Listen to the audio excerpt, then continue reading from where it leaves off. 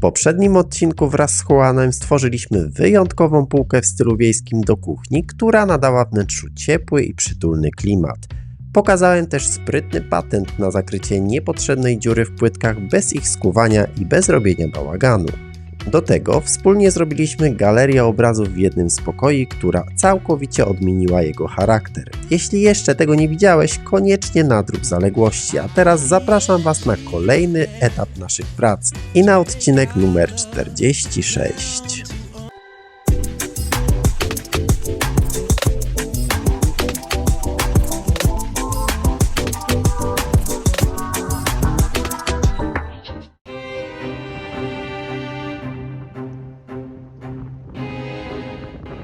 Hiszpania zimą potrafi być naprawdę wietrzna. Zdarza się, że porywy wiatru dochodzą nawet do 130 km na godzinę, co przy tej sile ma już niszczycielską moc. W takich momentach wiele osób zostaje w domach i czeka, aż pogoda się uspokoi. Niestety, jak widać, straty nie ominęły również Casa de Sueños.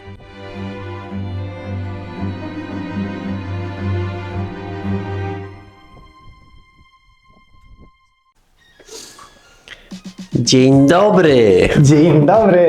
To już jest tradycja, że Juan wyskakuje przed kamerą. Dzisiaj zajmiemy się tematem na samym początku tego odcinka. Czegoś, czego nie za bardzo lubię.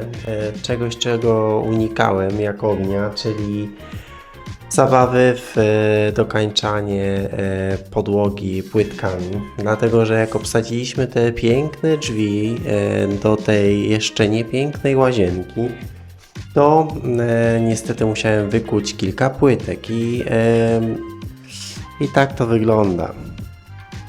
Te tutaj braki w płytkach będziemy uzupełniać tymi płytkami, natomiast nie mam ich za dużo, więc musimy bardzo precyzyjnie to pomierzyć, ile tutaj brakuje tej płytki. Myślę, że to nie będzie zbyt trudne, ale najtrudniejszą częścią będzie samo cięcie, czego bardzo nie lubię. No i przykleimy to oczywiście klejem do płytek.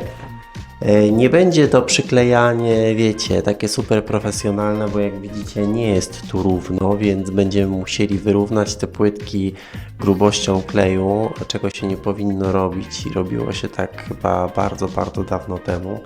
Teraz już się tak nie robi, powinno się najpierw wylać wylewkę wyrównującą, a potem po prostu odpowiednią i cienką warstwą kleju przykleić płytki. Jak wiecie, ta część domu będzie w przyszłości rozbierana razem z podłogą, więc ja się nie będę bawił w taki profesjonalizm. Zrobię to tak, żeby cieszyła oko i żeby się płytka nie zapadła, żeby wytrzymała jakieś 1,5 do 2 lat.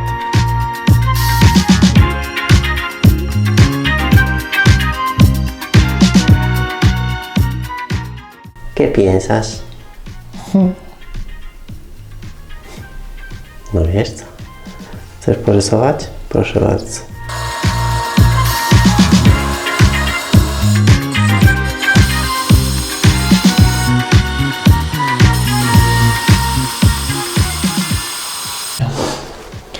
Dobrze, płytki zostały docięte. Ja wiem, że no to jest mistrzostwo świata w ogóle, nie? Ale no cóż, została przycięta tak jak idzie ściana. Przyłożyłem sobie i jest dobrze z przycięciem. Natomiast teraz musimy tutaj pogłębić trochę tą dziurę, żeby płytka nam weszła razem z klejem, więc teraz będziemy się tym zajmować.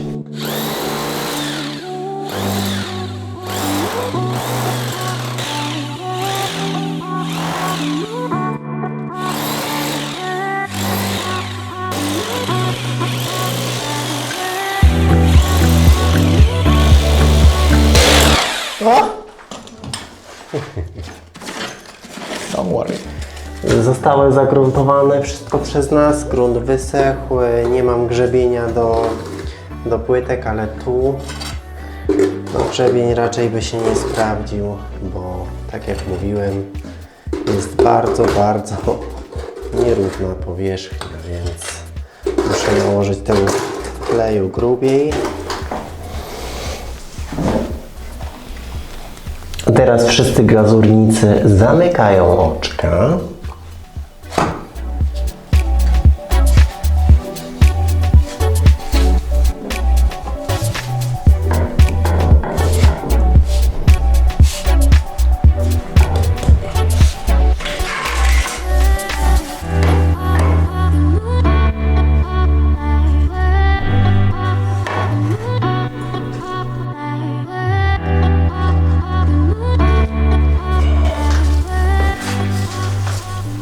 Weźmiemy się za tą belkę drewnianą, która tutaj wystaje, ładnie ją wyszlifujemy i będziemy mogli ją pomalować.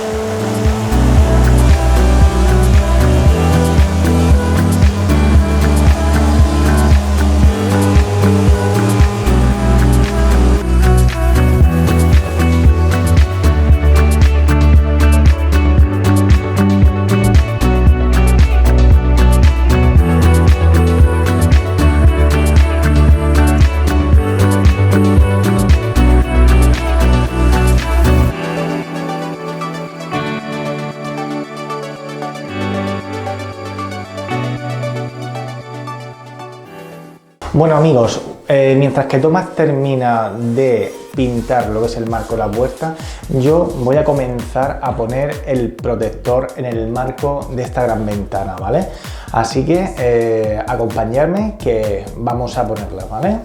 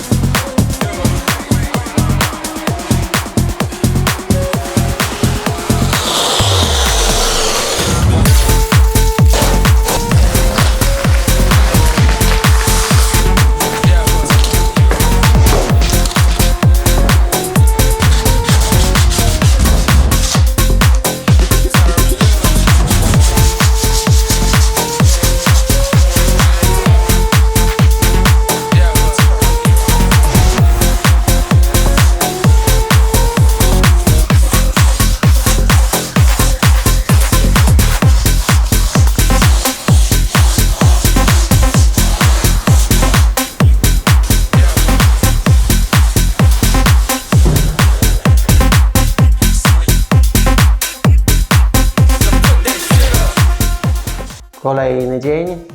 Dzisiaj kończymy tą ramę. Kończymy malować część tej ramy, ponieważ jeszcze w stosunku do tej ramy będę miał plany. Ona nie jest kompletna według mojej wizji.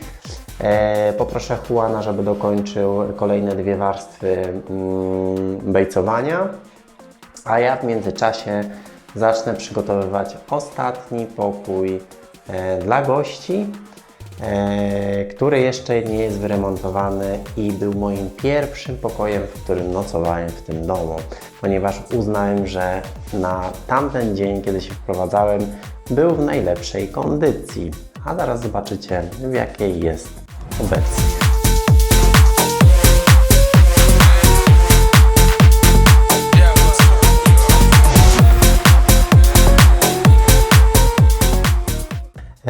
Układ pokoju mniej więcej zostanie taki, jak jest. Łóżko stoi w tym miejscu, dlatego że zrobiono tutaj już wcześniej kontakty i włącznik i wyłącznik światła z jednej i z drugiej strony. Nie będę już tego zmieniał, zresztą nie wyobrażam sobie, żeby łóżko stało jakoś inaczej, przez to, że mamy tu drzwi wejściowe właśnie tu, a obok drzwi do łazienki.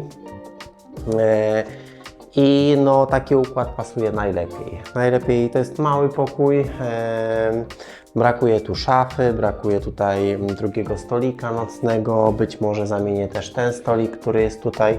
Nie wiem, czy go widać, nie widać, ale to jest taka skrzynka drewniana Ikeowska i lampa, którą kiedyś dostałem razem z szafą, której jeszcze nie widzieliście. Zagłówek czy bezgłowie, które znalazłem przy jednym ze śmietników budowlanych. Na razie jest tutaj tak tylko oparte, ono się jeszcze giba. Ono nie jest w żaden sposób przykręcone. Chciałem zobaczyć, czy pasuje w tym miejscu. Idealnie pasuje na ten materac. To jest to 40 bodajże na 200. Myślę, że wygodnie mogą spać tutaj 2 osoby, zresztą już było przetestowane, nikt nie narzekał. Natomiast kolor mi nie odpowiada i ten kolor będę musiał zmienić. Chcę, aby meble były rustykalne z różnych epok, natomiast takim jednym elementem, który będzie je łączył, będzie właśnie kolor, czyli wszystkie będą miały ten sam odcień. Tutaj też jest takie pseudo biureczko. W tym miejscu jest taki stolik, który Juan przywiózł od siebie. Nie podobają mi się w nim nogi. Nogi zostaną zmienione na delikatniejsze, te są trochę zbyt ciężkie. Okno dostanie też nowe życie, nowy kolor, zostanie wyszlifowane i zostanie pomalowane na kolor mebli, aby też stanowił całość. Dalej jest telewizor, który zostanie zdjęty na poczet miejsca dla drzwi przesuwnych tutaj. O, tu będą się przesuwać w tą stronę, do łazienki, bo innej opcji nie ma. No i tutaj stanie zamiast tych szafek, zamiast tych półek takich drewnianych, stanie prawdziwa szafa. Dużo pracy przed nami, trochę zmian elektryki, trochę zmian ścian, dlatego że tutaj wisi taki kabulec, zobaczcie, z obrzydliwą lampą. No i tam w rogu jest cała elektryka na wierzchu i potem będziemy przechodzić spokojnie do łazienki.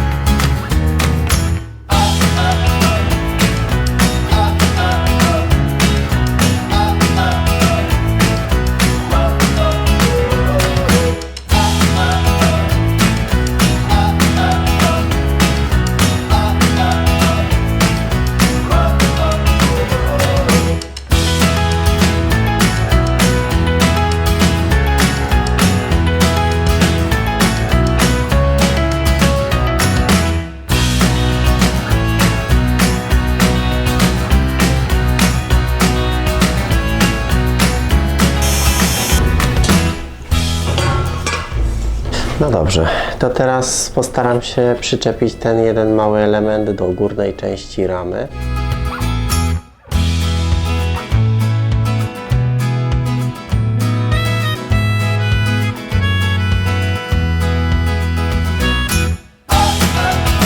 Wow! Też, żeby zachować trochę prywatności, kupiliśmy taki haczyk. Pisto.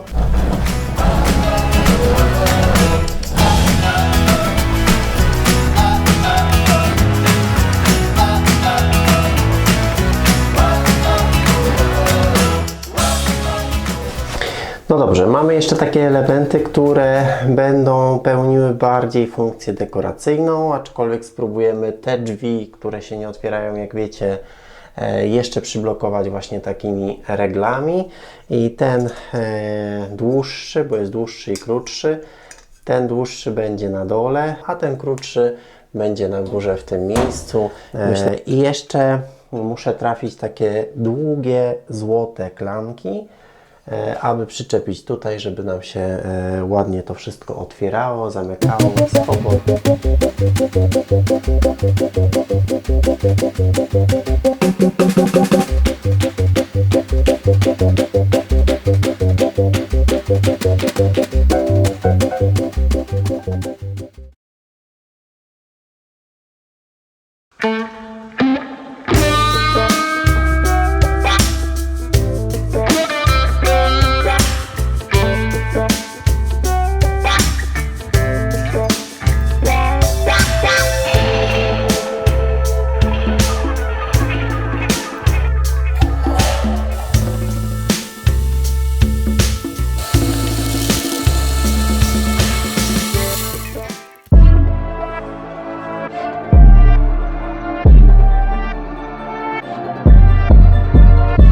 trochę w innym stroju dzisiaj, bo będziemy robić rzeczy, które mogą uszkodzić nam skórę i twarz, dlatego że będę testował nową maszynę. Być może to, co mam na sobie, jest trochę nadmiarowe, no ale bezpieczeństwo przede wszystkim. Widzę, że będzie problem z parującą szybką, że jak nie będę gadał, to nie będzie parować, aczkolwiek wątpię. I musiałem założyć taki strój, ponieważ będę szlifował to stare okno. Musiałem to zdjąć, bo paruje. Aczkolwiek będę szlifował to okno pod ciśnieniem, piaskiem. I ten piasek może uszkodzić skórę, bo ciśnienie jest dosyć spore, które wystrzeliwuje ten piasek. I doprowadzę to okno do normalnego stanu. Mam nadzieję, że będzie piękne. Tą samą metodą będę szlifował wszystkie meble w domu, wszystkie drzwi, które mam stare i tak dalej. Po to kupiłem ten sprzęt. Tanie nie było, ale się opłaca, zwróci się, tak mam nadzieję.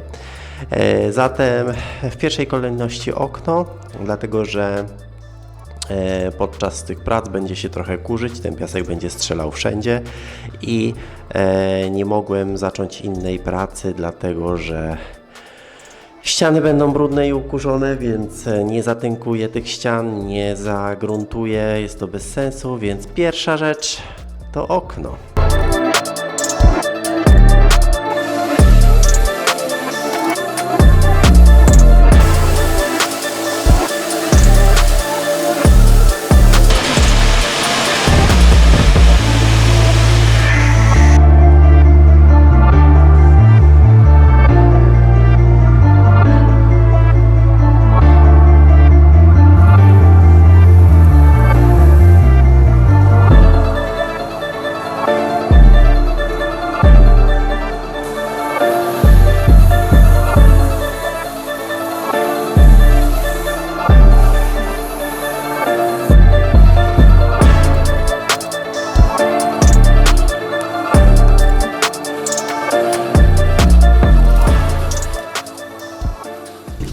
Roztrzepany, ale zadowolony.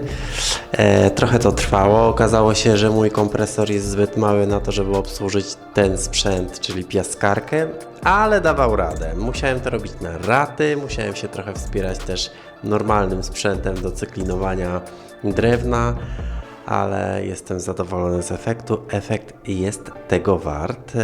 Za chwilę go zobaczycie. A ja chciałbym tylko przypomnieć, te osoby, które nie subskrybują mojego kanału, zapraszam do subskrypcji, kliknięcia dzwoneczka. Z tym oknem jeszcze będę miał troszeczkę roboty, ale już chcę się pochwalić tym, jak to wyszło, także zapraszam.